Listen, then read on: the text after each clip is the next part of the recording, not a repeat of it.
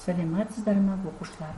Қазір 4-ші сыныптың қазақ тілі пәнінен өтетін сабағымыздың тақырыбы етістіктің шақтарының бірінші түрі осы шақ. Оқу мақсаты етістікті тиісті шақта қолдану. Етістіктің мезгілін, уақытын білдіретін түрі шақ деп аталады. Осыған орай етістіктің 3 жағы болады. Осы шақ іс-әрекеттің қазір болып жатқанын білдіреді.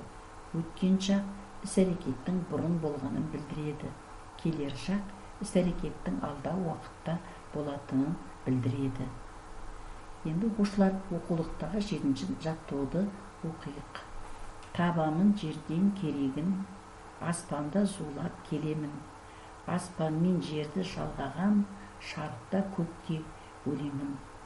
Биіктен туды көремін, өрелі менің өз елім. Еңсесі биік ақ орда, еңкейіп кіріп келемін.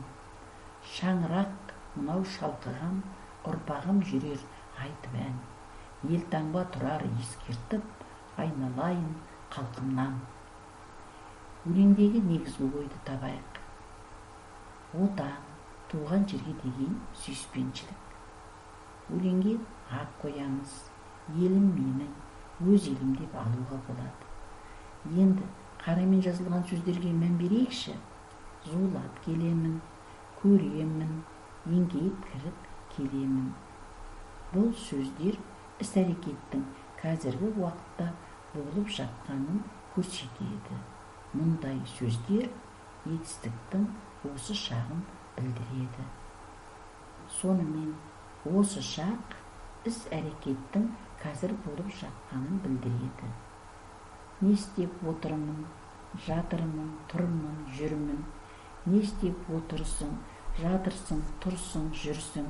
Не істеп отыр, жатыр, тұр, жүр деген сұрақтарға жауап береді. Және 3 шақта жіктеледі. Енді келесі тапсырмамыз. Етістіктердің ішінен осы шақта қолданылған сөздерді тауып, сәйкестендіреміз. Қай жақта тұрғанын анықтаймыз оқушылар. Жазып жатыр. Осы шақ. 3-ші жақ. Ұшып жүр. Осы шақ. Бұда 3-ші жақ.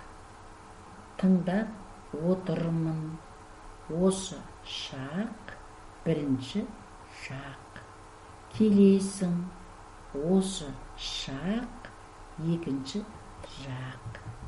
Өте жақсы оқушылар.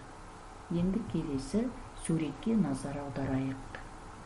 Сурет бойынша шағын мәтін құрамыз. Мәтінге ат қойыңыз.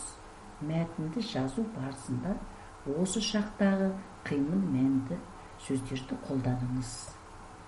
10-ші жаттығуды өз бетіңізбен түсініп орындаңыз. Назарларыңызға рахмет.